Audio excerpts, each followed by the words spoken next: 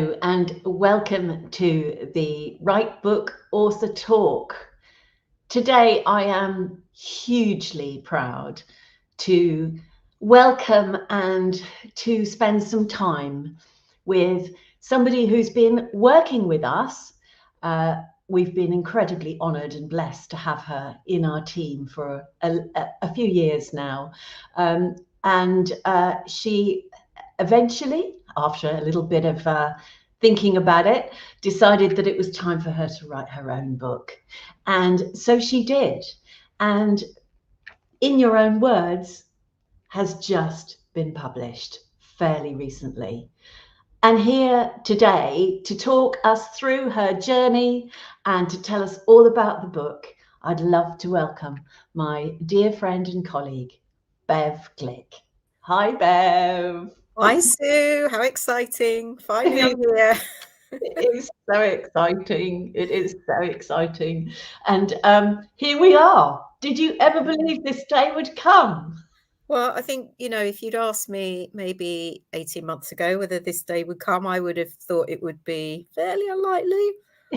So I'm thrilled that, it's happened. And I'm here and the book is out. And many, many congratulations to you. Thank you. I know it has not been an easy journey. We are realistic, aren't we, when we talk with our authors about this particular process of writing and publishing a book. But you, as a writer, a lifelong writer, and somebody who's worked with the spoken word for the many years, but also as a former journalist, perhaps you could tell us a little bit about why you decided at this point in your life to write and publish a book. That is a great question. And it's interesting because I'm at an age that I won't specify, but when most people are thinking about retirement, but I was thinking about legacy. So I did publish a little book on Kindle a few years ago, and it's on Amazon, fine. But I thought, you haven't really published a book until you have a paperback in your hands. So through a series of serendipitous connections, I started working with the Right Book Company, and obviously then started thinking, I wonder if you might be interested in my book. And I hummed and hawed for a while, and I thought, no, let's go for it. And I showed you the original draft. So just to explain, I started writing this book in the early days of lockdown, like so many people. Can't do anything else, can't go out, let's write a book. But there was a kind of confluence of events for me. So it was partly I started to get really fascinated by how our language was changing in lockdown, how we were starting to use words like lockdown, pandemic, that just hadn't been in our language before that. And at the same time, my mum was declining quite markedly, and she was losing her language. So that really came together in my mind, and I started to think about language, how we use it, how I used it, how I've used it throughout my career. So I've been a writer, as Sue said, since the early 80s professionally. And I thought, let's think about how I didn't want to write a book about language because I'm not an expert. I'm not a linguist. But I've had a strong feeling that there was a way to write about words and the stories that those words tell. And it was a conversation that I had with a dear friend and mentor of mine called Nick Williams, who's the author of many books himself, that together we came up with the basic structure of the early part of the book, which was to look at different life stages and think, what are the significant words from each stage of my life that had a real impact on me and are still having an impact on me? And what are the stories that I can tell about them? So that's how it started. So I identified a set of words that are still in my consciousness from my childhood years, my teenage years, what eventually became my early adult years, midlife years, and then I rounded it off with wise words. So that's where I started, and this for me really engaged me. And because I'm so accustomed as a former journalist to writing articles, it was a really good way into writing a book, because I could imagine that I was writing a series of articles. And so that allowed me to make it more accessible for me to get into it. And it was only much later that I actually came up with this idea that actually what I was doing was compiling a life dictionary. So in the first part of the book, you can read my significant words, the stories that I associate with those significant words, and how I'm building this up into what I've termed a life dictionary. And so I'm showing, and this is such a key part of storytelling, showing rather than telling people how to put together basically a life narrative. That was the first stage of writing the book. The second stage of writing the book, so the second draft, was, okay, so how am I going to now turn this into not just a memoir, but something that's much more practical for key audiences. So my key audiences are speakers and writers and authors, business leaders, and people who are around midlife who are interested in personal development. So that was the second part of the writing process. So I then kind of went back into my life dictionary, and I inserted pauses for reflection. So I thereby creating a process for the reader to follow. So it wasn't just me sharing my stories, but that was useful because I was showing people how I did it. And then creating these pauses for reflection, which guided the reader and gave them some prompts and some questions to ask as to how they might go about doing this for themselves. So, and I'm pleased to say the response I've had since the book comes out is that it does work, and it's really helped readers go on quite deep dive into their life story. Amazing. And I think, one of the things I love about this and this method that you introduce us to, the idea of the life dictionary, many people probably out there recognize that writing is a fantastic tool for self-development, and perhaps they're already journaling or, in some way maybe doing, morning pages or something like that. What I love about your process, your method, is that you've given us something that's a bit more of a hook in a way into what's key for us by digging into these key words and showing us how to do that by telling your own story through these key words. How did you come up with, how did the words themselves appear to you as you went through that journey from baby words to teenage to midlife and so on? Did you just allow them to appear, or where did they come from? I think they emerged from my subconscious. Yeah. One of the important things to note, and I do say this in the book, which is that the way that I wrote this book was really quite intuitive, and I just allowed my kind of stream of consciousness to take over. This is a technique that's used in a lot of creative writing classes. You're just giving it a prompt and you just write, and you just keep writing and without stopping, without editing. So that's kind of where I started. It's like, okay, so if I think about my childhood words, what are the words that immediately come to mind? Totally intuitively, don't overthink it. So the first word that apart from my literal first word, which was mama, the first word that came into my mind was corners. And this was a word that had a particular meaning for me. And I do talk about this in the book. There are going to be words that have dictionary definitions, but to you, they're going to have a particular special personal meaning. And this was one of my words. So corners just came into my mind, and I thought, oh, what's the story about that?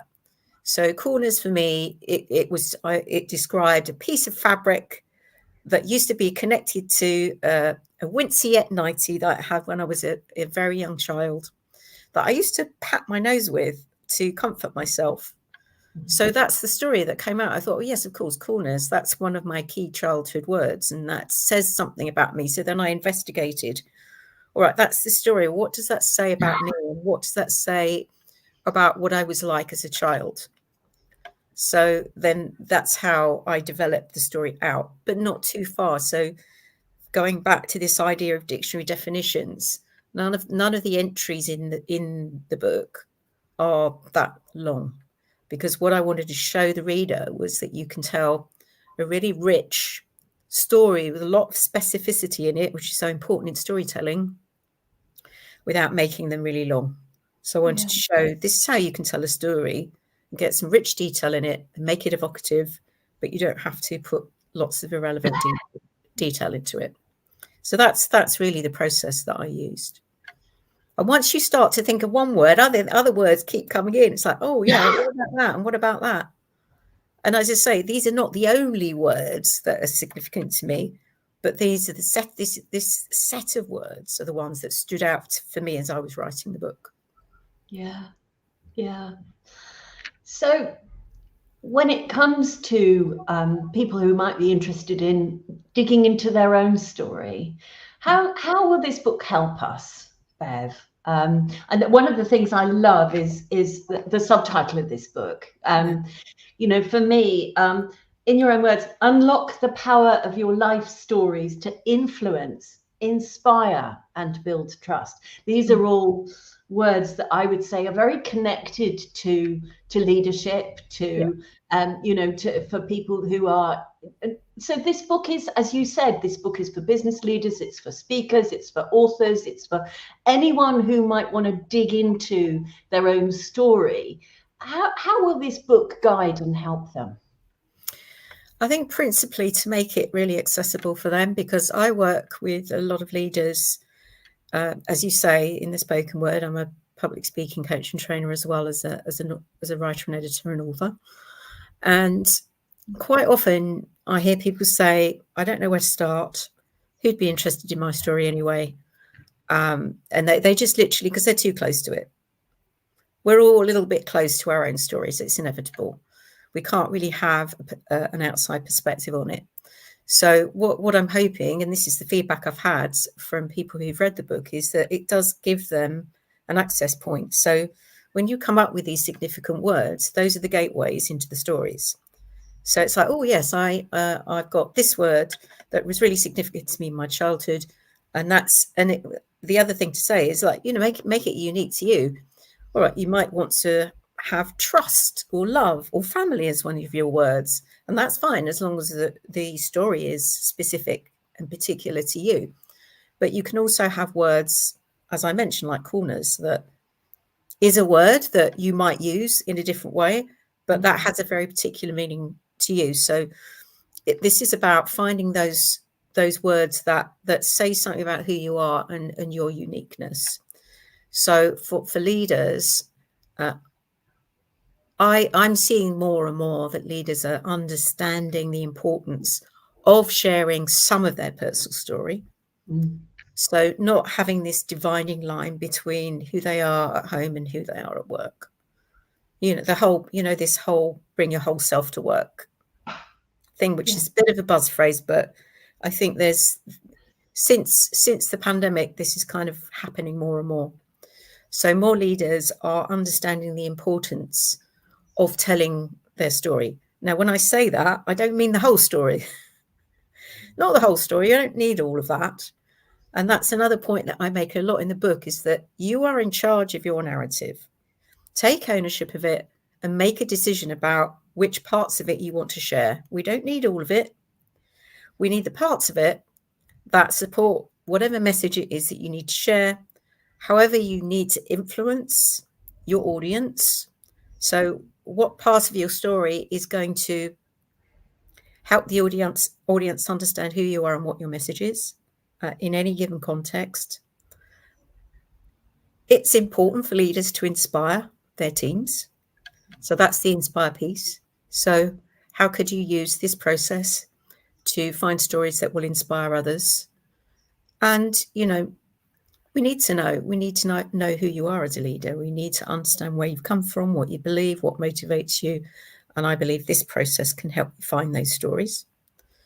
And build trust is really important too. I mean, stories, there's so much research about how stories help to build trust and connection between people. So that's kind of explaining why we have that subtitle there. That's fantastic, Bev. I mean, I think it is so powerful, that whole idea of the personal story, which, ever since I first met you, you and I kind of connected over this. Yeah.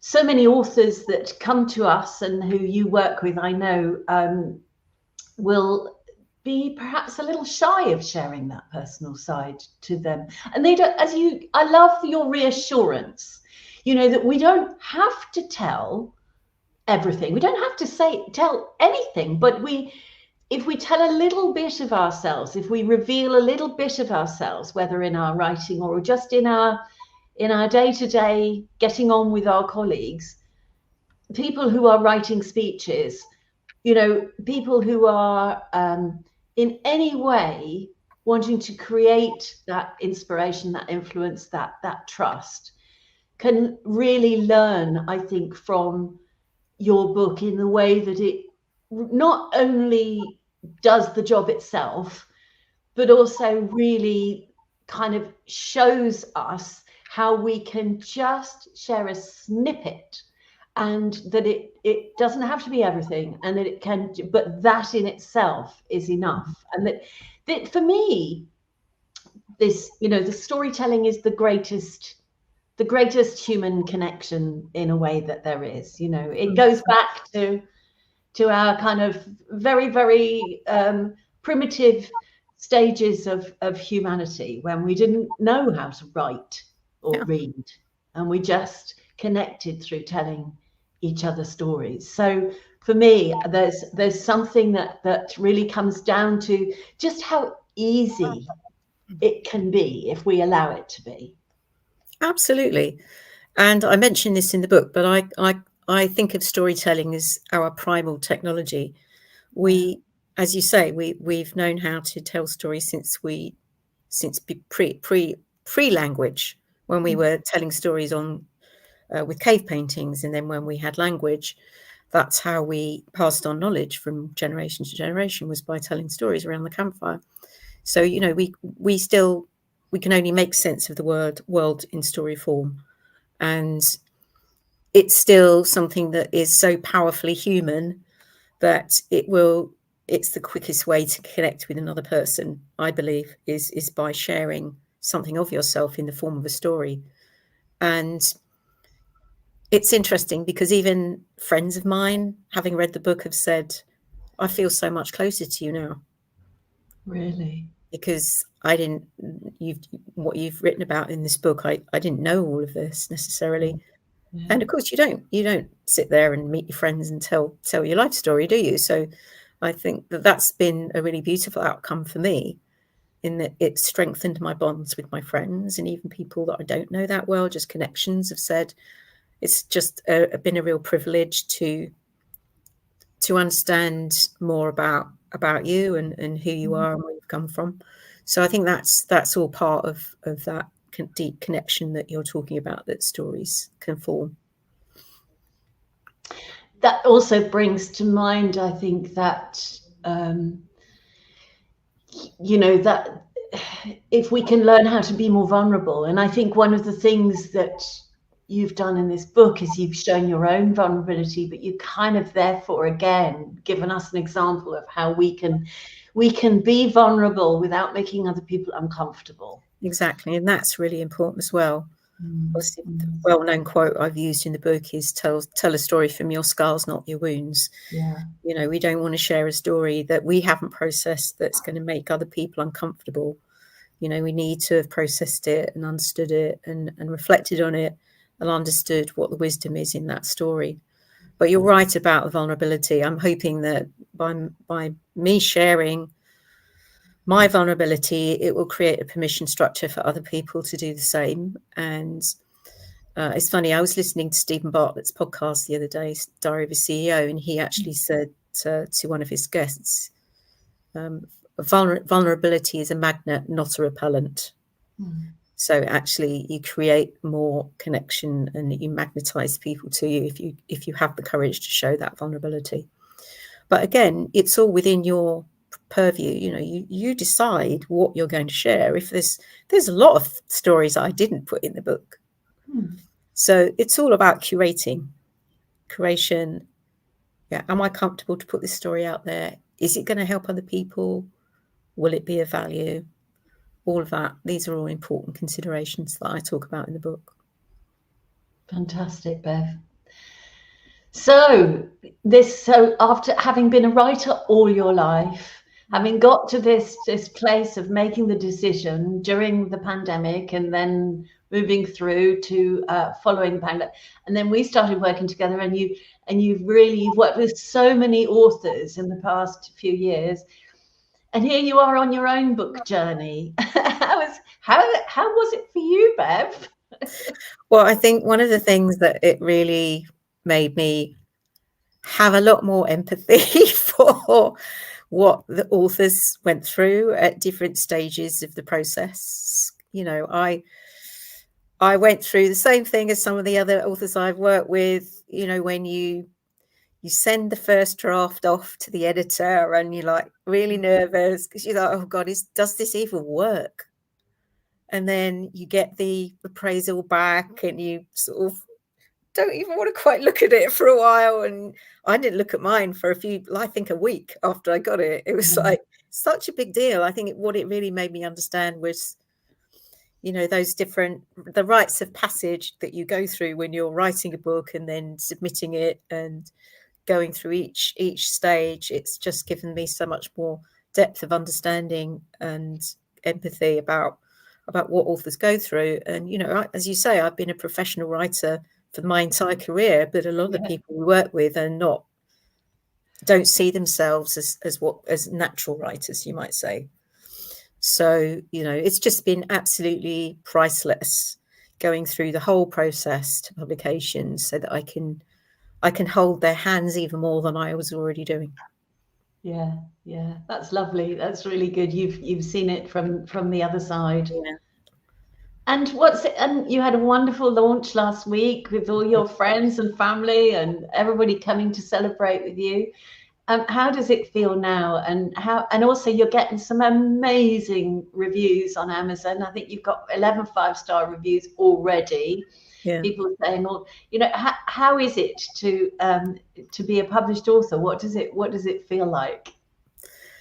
I think I'm still absorbing it because it's just been, the launch was amazing and that obviously hot on the heels of the book actually coming out. But I think what it's doing, and I'm reflecting on this, as I get a little bit more distance on it, is that it's really making me realize that telling my story is almost like reclaiming parts of myself and bringing them all back in. And I'm not blowing my own trumpet here, but it does take some courage to share some of those vulnerable stories and to be recognized for it and to be affirmed for it, and for everyone to sort of give me all this love and support has just been hugely confidence building. And again, an affirmation of what I believe sharing your story can do. Yeah, so true. And there, I mean, having had the amazing privilege of being in the room with you last week when you launched the book, there was an enormous amount of love in the room for you, and it was wonderful to be there to celebrate with you on this journey. What's next, Bev? Where's the book? I know you've got a gig at the Bournemouth Writers Festival, I believe. That's right. That's the last weekend in April. Brilliant event, the Bournemouth Writing Festival. Yeah, which is it's the reason it's so good is that it's really accessible and it's affordable.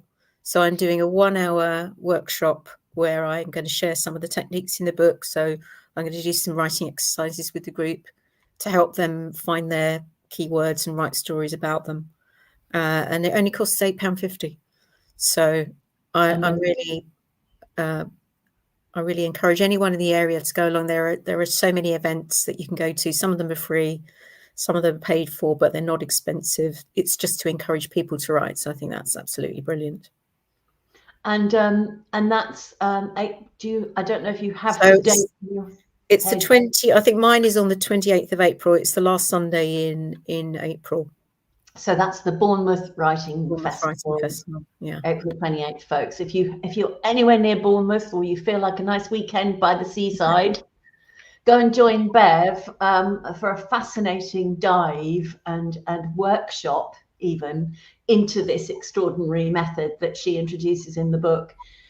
But if you don't have a copy yet, I think that you've probably seen the ticker tape there going along that Paul's been gladly been. Oh, here we go. Look at that. Wonderful. A whole slide even. You can get it from the rightbookpress.com, but you can, of course, get it, order it. You can get it on Amazon. Of course, you can order it from your favorite bookstore if that's what you want. If you want to go and do that, but it is available now, and very, very delighted we are to have published it and to have you not just as our wonderful colleague and brilliant book editor, but now one of our published authors and part of our Right Book author community. Bev, thank you. It's been an absolute delight. Thank you so much, and thank you, Sue, and all the team at the Right Book Company who've just been an amazing support to me throughout the process. Thank you. I'm so pleased. Okay, Bev, thank you. And if any of you out there are thinking, do you know what? It's time for me to go on my book writing and publishing journey. Please don't forget that we are always delighted to speak to you. And if you have a non-fiction book that you want to talk to us about, you can book a discovery call with me at therightbookcompany.com/discovery. And we would be absolutely thrilled to hear about your idea. And you'll probably end up getting to speak to Bev about it as well. But initially, you'll talk to me, and then we'll take you on from there. So thank you again to Bev, and best of luck with Bournemouth, but everything else that you're planning with this lovely book and all the exciting things that it's going to open up for you and for all the people that are going to read it. Thank you. Thank you, Sue. Thanks so much.